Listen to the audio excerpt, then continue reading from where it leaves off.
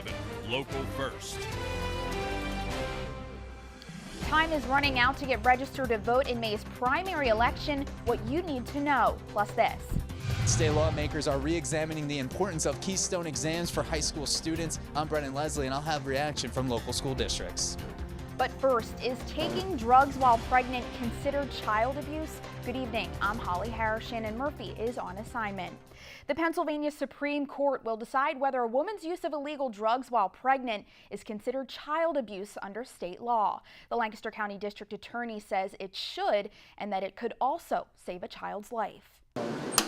I think that you have to have the ability to charge while they're pregnant, because if you wait until they're born either dead or in the neonatal care, then it's too late. Craig Stedman speaks on behalf of the passion he and many other district attorneys across the Commonwealth share in regards to preventing a baby's developmental complications from the use of illegal drugs. We have to be able to do something. What's the alternative? And maybe that person needs to be even incapacitated until the child's born. As defined in the state's Child Abuse Protective Services law, child abuse is any recent act or failure to act by a perpetrator which causes non-accidental serious physical injury to a child. But some cases in PA, where expecting mothers use drugs like heroin and opioids, aren't considered child abuse. That's not actually a person under Pennsylvania law, so you actually can't charge them because it's not a child or endangering the welfare of a child. So that's sort of a technicality defense. It is really frightening. Craig also explained the legal and societal challenges this legislation faces, but believes all children should have a fair and equal chance for a healthy start, even if that means a mom-to-be spends time behind bars. If that's what we need to do to protect the unborn child, then we need to do that. That doesn't mean we charge every single time, but you need to have that option. I think if they're purposely taking drugs and they know, I think they should probably be incarcerated. Give that baby a chance. Not the life that you've had, but a better life. The Supreme Court has taken up similar cases in the past and has struggled with the decision to make a criminal ruling in many of them. The hope is that a new legislation will review all cases of drug abuse during pregnancy equally and fairly. An East Cocalico Township woman is facing multiple charges after she allegedly stole a truck, crashed it into another vehicle, and then fled the scene, all while under the influence. Authorities say back on March 10th, 27-year-old Angela Lewis stole a Ford truck from the first block of Reamstown Road, then sped off, crashing into another vehicle near Park Street with an elderly couple inside. Lewis then struck the pole before fleeing on foot. She was stopped by police on North Reading Road and was found to be under the influence of drugs. The warm-up outside has finally started. Meteorologist Dave Allen has more in our first look at the forecast. First Look Weather is brought to you by The Wagon at Weaver Markets. Check out weavermarkets.com for this week's menu. Holly, starting tomorrow, we will notice improvements each day. We have some clouds and showers in the forecast, but it's going to be on the warm side. We have some spring-like, maybe summer-like warmth coming our way to kick off the weekend, but we may be cooling off before the weekend's finished. I'll have the details coming up in just a few. Holly. All right, thank you, Dave. State lawmakers are working on legislation that would provide multiple pathways for high school students to graduate. Right now, the only way for them to do that is by passing 3 Keystone exams. Our Brennan Leslie explains. And divide both pieces or work backwards. Currently in Pennsylvania, high school students need to pass 3 Keystone exams in the subjects math, biology, and literature in order to prove they are proficient and ready for college. What operation are you doing? It's ludicrous to have students expected to pass a biology exam that some health professionals would have difficulty passing. That's the other thing. These exams are extremely difficult. The General Assembly is working on a bill, if passed, would allow any student that fails a Keystone exam to show other examples of why they should graduate. Multiple pathways to graduation makes a lot of sense. With so many pathways for students to show proficiency, we have to make sure we're tracking that for every kid. So it becomes a personalized and becomes a tracking thing for us. So not a huge issue because we'll support the pathways. Elanco School District Superintendent Dr. Robert Hollister says it's unfair to hold these exams over the heads of every student, especially ones that are going to trade schools. The other thing that people are not really talking a whole lot about is why those 3 subjects. We teach a lot of important things in schools. There's nothing there about social studies, and of course, many of the issues that we have as a country and internationally fall in that social studies realm.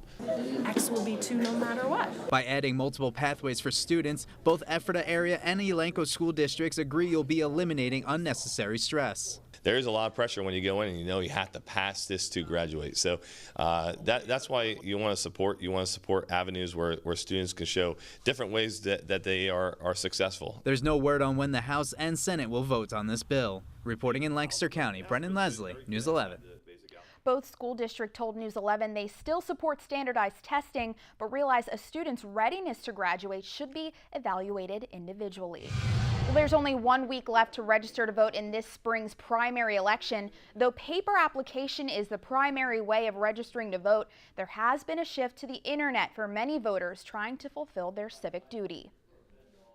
Pennsylvania has now had over 1 million individuals register online, and you can register online at register.votespa.com, and works very well for individuals to process their voter registration that way. As chair of the elections board, I can say we do everything we can to make sure every voter that wants to go to the polls and vote gets an opportunity to do that, because it's our right, and for many of us it's a duty.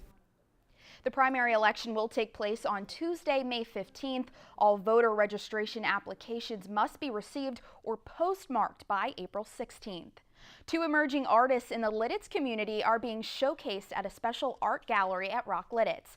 The show features works by Warwick High School senior Sunny Blue Fincham and Warwick alum Nolan Meyer, who is now a sophomore at the Cleveland Institute of Art.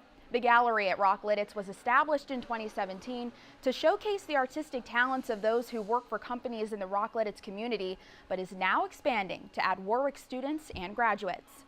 I'm definitely excited for the exposure, especially since I'm going to art school, so that will give me like an insight to what I'll be doing. People are really remarking just how incredibly proficient she is, and that they can't believe it's a high school student, and so it's been a really great response. Their artwork will remain up until June 30th. Some of their pieces are even for sale. Also at Rock Lidditz, the new hotel is taking shape. Ground officially broke back in August, and work has been nonstop ever since. The 5-story hotel has 139 rooms, which includes 15 extended stay suites and 2 luxury penthouse suites, plus an indoor pool, fitness center, restaurant, and space for meetings and events. The bones of the structure are in place. Next up will be drywall and finishes. The hotel is expected to be complete in the fall. Well, there's still plenty of local news coming your way on the Early Report. Ephrata Area Social Services has a new executive director. I'm Taylor Toshef, and I'll tell you who filled that position. Plus, April is Scout Month, how some local businesses are saluting the Scouts. And later in sports, a brand new frigid edition of the top 5 plays of the week. Brian Cass will show you the nominees.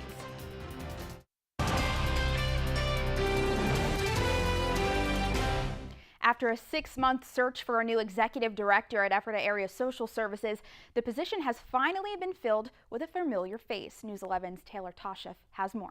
It's been 6 months since Ephrata Area Social Services Executive Director Thomas Swalwell passed away, leaving the position he held for over 20 years vacant. I think it was important to take the time to grieve and kind of really be deliberate in looking for the person that we felt would help move the agency forward. Ephrata Area Social Services spent the following months in mourning and in need of some joy back in the office. We really wanted somebody who understood the whole idea of social services, but somebody who was connected to the community. Which is why Joy Ashley, former Director of Development of the Ephrata Library, fit the script. It just seemed like a natural progression. I live in Ephrata. I love Ephrata. Joy has been connected to Ephrata Area Social Services through partnerships with the library and from personal experiences. Over the past years, I've needed services here, and Tom has always had such a huge heart in wanting to help, but it didn't end there. he will help. He wanted to help you, but he wanted you to make your own way as well. Joy has now made her own way by helping those in need. I think I can really understand where so many people are coming from. I mean, if something happens in your life that, you just feel like the bottom is falling out, I understand that feeling. Lisa Shaver, EASS program coordinator, has been the interim executive director, trying to fill the shoes of her predecessor and friend. It was tough. He was kind of like a big brother, working so close with him for so long. Now Joy and the Ephrata Area Social Services team will continue helping those in the community with a little help from above. I just hope that I can take that foundation and just build upon it, expand social services. Like he's the guardian angel. I'm sorry. Reporting in Ephrata, Taylor Toshev, News 11. Joy said she is looking forward to meeting more friendly faces in the community through her new position. All month long, Laser Dome in Mannheim will be saluting our Boys and Girl Scouts by giving them a free laser tag session.